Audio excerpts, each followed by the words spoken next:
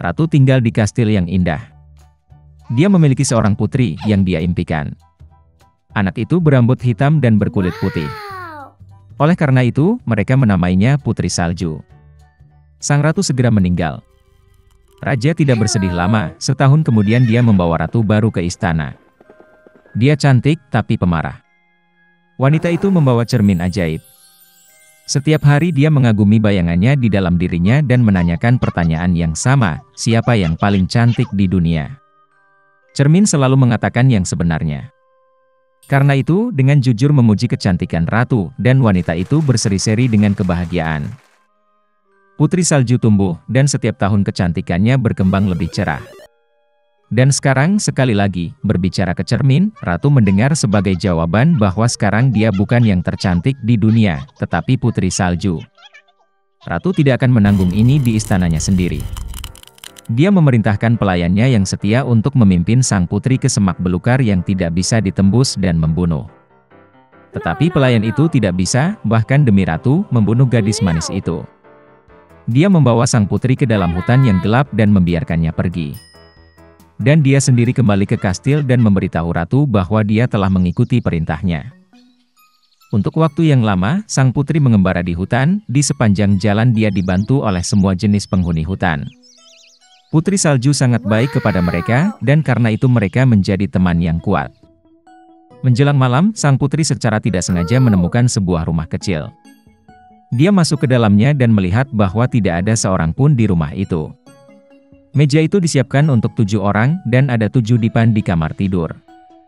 Dan semua yang ada di rumah ini sangat kecil. Oleh karena itu, Putri Salju menyadari bahwa 7 orang kecil tinggal di sini. Setelah perjalanan yang panjang dan sulit, dia berbaring di salah satu tempat tidur dan tertidur lelap. 7 kurcaci pulang larut malam. Mereka sangat terkejut dengan kemunculan tamu yang tak terduga. Putri Salju tidur begitu menawan sehingga para kurcaci memutuskan untuk membiarkannya tidur, dan tidak membangunkannya. Pagi telah tiba. Putri Salju terbangun, melihat 7 kurcaci dan ketakutan. Tapi mereka menyayanginya, dan gadis itu bercerita tentang masalahnya. Mereka segera menyukai Putri Salju, dan para kurcaci mengundangnya untuk tinggal bersama mereka. Selain itu, dia setuju untuk mengurus rumah, memasak, mencuci, dan membersihkan. Setiap pagi para gnome pergi ke pegunungan untuk menambang emas dan batu mulia, dan kembali larut malam. Berangkat kerja, mereka memperingatkan Putri Salju agar dia takut pada ibu tiri yang jahat dan tidak membuka pintu untuk orang asing. Pada saat ini, Ratu, seperti biasa, pergi ke ruang rahasia untuk berbicara dengan cermin ajaib. Tapi cermin tiba-tiba berkata bahwa dia bukanlah yang tercantik di dunia, tapi Putri Salju. Bahwa sang putri masih hidup, dan tinggal bersama para gnome di rumah. Ratu menjadi sangat marah, dan memutuskan untuk berurusan dengan Putri Salju sendiri. Dia pergi ke ruang rahasia dan memasak apel beracun di sana. Sangat indah di luar, tetapi jika seseorang makan bahkan sepotong, dia pasti akan mati. Ketika apel sudah siap, Ratu berubah menjadi pedagang tua dan datang ke rumah para kurcaci. Melihat wanita tua yang manis itu, Putri Salju merasa kasihan padanya. Dia tidak curiga dan meninggalkan rumah. Wanita tua itu memperlakukan gadis itu dengan apel yang matang, dan berkata bahwa jika dia makan apel ini, dia akan tetap muda dan cantik selamanya. Putri Salju mempercayainya, dan begitu dia menggigit apel, dia jatuh mati dan berhenti bernapas. Ratu yang puas pergi ke istana. Di malam hari, para kurcaci kembali dari pekerjaan, dan melihat Putri Salju terbaring di tanah. Dia tidak bernapas. Mereka terisak-isak begitu keras dan meratap hingga teriakan mereka didengar oleh pangeran tampan itu, yang sedang berburu di hutan di dekatnya. Menarik baginya, lolongan macam apa yang muncul yang membuat takut semua hewan. Dan ketika pangeran menemukan rumah para kurcaci, dia melihat Putri Salju. Dia sangat cantik sehingga pangeran muda segera jatuh cinta padanya. Dia membujuk para kurcaci untuk membawanya ke kastil, karena di sana dia memiliki dokter yang dapat menyembuhkan Putri Salju. Para kurcaci mengizinkannya. Kemudian pangeran memerintahkan para pelayannya untuk menggendong sang putri di pundak mereka. Dan ketika mereka menggendongnya, kebetulan para pelayan tersandung pada semak, dan dari gegar otak sepotong apel beracun jatuh dari mulut Putri Salju, dan dia bangun.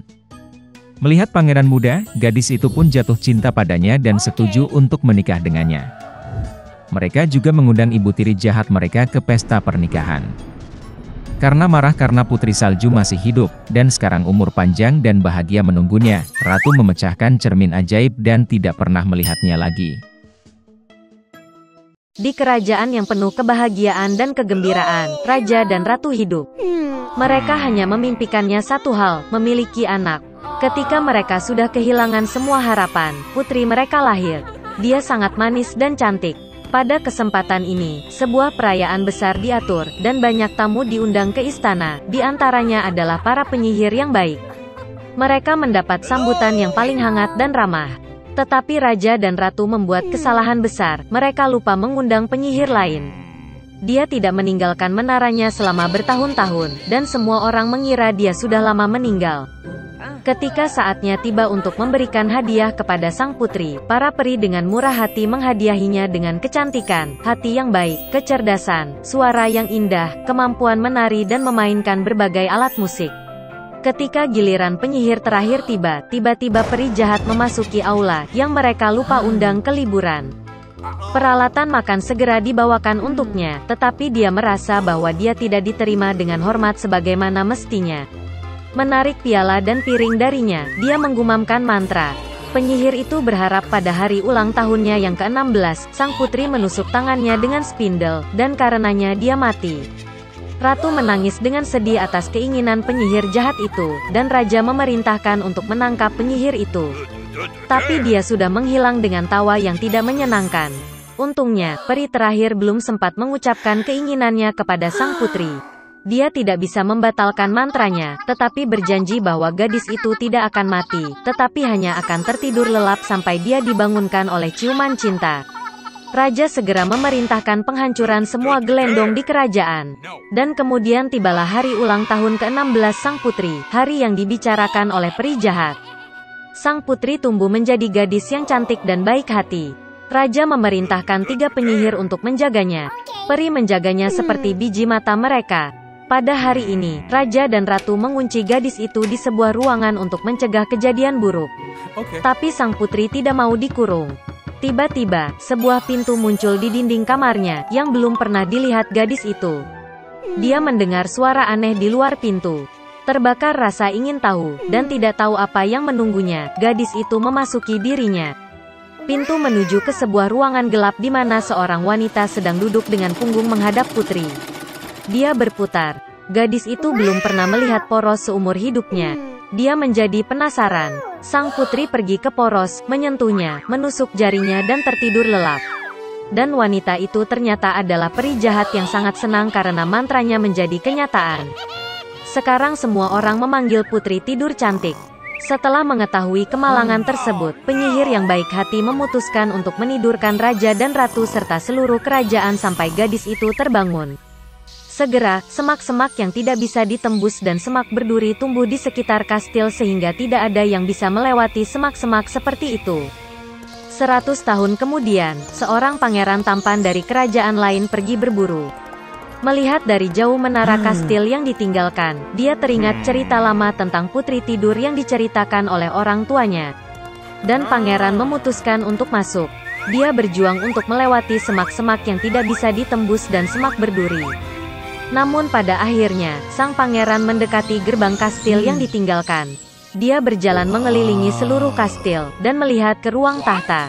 Di sana pangeran melihat Raja dan Ratu sedang tidur. Kemudian, di salah satu kamar, dia melihat putri tidur. Dia sedang tidur di tempat tidur yang dihiasi bunga. Pangeran pergi ke tempat tidur, menatap putri cantik itu, dan merasakan cinta memenuhi hatinya. Dia tidak bisa menahan diri dan mencium putri tidur. Dan pada saat itu, dia membuka matanya dan melihat seorang pangeran tampan. Raja dan Ratu juga terbangun, seperti halnya seluruh kerajaan. Mereka sangat gembira, dan untuk menghormati kedua mempelai, pernikahan terindah yang pernah ada di dunia segera diatur. Sejak itu mereka hidup bahagia selamanya.